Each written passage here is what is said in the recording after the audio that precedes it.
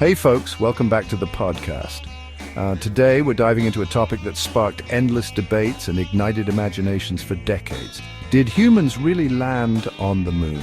Was it a giant leap for mankind or a giant leap of faith for those who believe?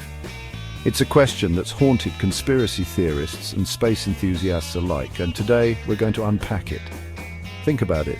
On July 20th, 1969, the world watched in awe as Neil Armstrong took his first steps on the lunar surface. It was a moment that redefined human achievement, a testament to our ingenuity and courage. Or was it? Some people, and I'm not saying I'm one of them, but some people have their doubts. They point to inconsistencies in the official narrative, raising questions about the validity of the images, the feasibility of surviving the journey, and even the very existence of the technology required for such a feat. Could it all have been an elaborate hoax? A carefully staged performance designed to win the space race against the Soviets? We're going to delve into the heart of these claims, exploring the evidence, examining the counter-arguments, and ultimately leaving you to decide for yourselves. Buckle up, folks, because we're blasting off into the world of lunar conspiracies. All right, let's rewind the clock back to the 1960s. The space race was in full swing. A high-stakes competition between the United States and the Soviet Union for dominance beyond Earth's atmosphere. The Soviets had taken an early lead, launching Sputnik, the first artificial satellite, in 1957, followed by Yuri Gagarin, the first human in space, in 1961. The pressure was on for the US to catch up, and catch up they did. President John F. Kennedy boldly declared in 1961 that America would put a man on the moon before the decade's end. This ambitious goal led to the birth of the Apollo program, a massive undertaking that pushed the boundaries of science, engineering, and human endeavor. Between 1969 and 1972, NASA launched 6 manned missions to the moon: Apollo 11, 12, 14, 15, 16, and 17. Each mission carried a crew of 3 astronauts, tasked with conducting scientific experiments, collecting lunar samples, and planting the American flag on the desolate yet captivating lunar surface. The Apollo missions were hailed as triumphs of human ingenuity, but were they? Now here's where things get interesting, and by interesting I mean potentially problematic for the official story. Surrounding Earth are these zones of intense radiation called the Van Allen belts.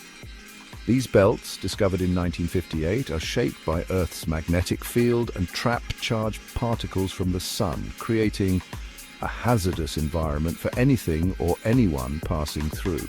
And guess what? The Apollo astronauts had to travel right through these belts to reach the moon. So how did they survive the intense radiation? NASA claims they were protected by the spacecraft's shielding and that their exposure was within acceptable limits. But some people, and again I'm just playing devil's advocate here, argue that the levels of radiation in the Van Allen belts would have been lethal, frying the astronauts like eggs on a hot summer day. They question the effectiveness of the spacecraft's shielding and point to the lack of long-term health effects on the astronauts as evidence of a potential cover-up. It's a compelling argument, right? I mean, we all know radiation is bad, and the Van Allen belts sound pretty intense. But then again, NASA scientists aren't dummies. They must have considered this, right? Section 4. Through the lens, capturing history or fabricating footage. Let's move on to another intriguing aspect of the moon landing, the footage. We've all seen the iconic images and videos of the astronauts bouncing across the lunar surface, planting the American flag, and gazing back at our blue planet from afar. But what if I told you that some people believe these images were staged, filmed in a Hollywood studio or a remote desert location? One of the most persistent claims is that the shadows in the images are inconsistent, suggesting multiple light sources like studio lights were used. Others point to the lack of stars in the background of the photos, arguing that a real moon landing would have featured a dazzling celestial backdrop. And then there's the issue of the camera that filmed Armstrong's first steps. It was mounted on the outside of the lunar module, but there was no external arm to maneuver it, so how was the camera able to capture that iconic moment? NASA claims it was controlled remotely from Earth, but some people cry foul, claiming the technology didn't exist at the time. Section 5. Lunar footprints or studio sets. Persistent doubts linger.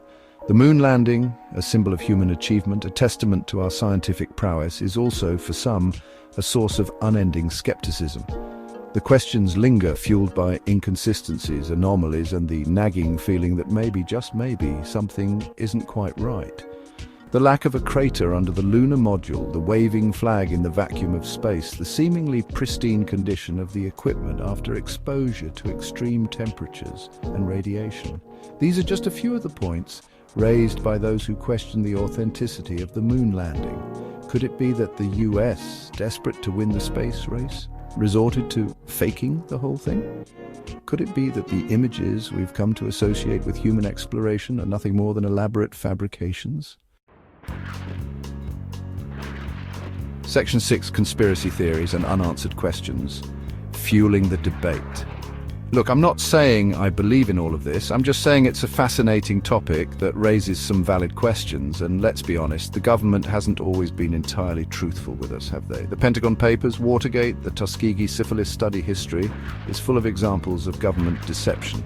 So is it so far-fetched to think that maybe, just maybe, they might have pulled the wool over our eyes with the moon landing? Maybe it was all about national pride, about showing the Soviets who was boss, about securing funding for NASA.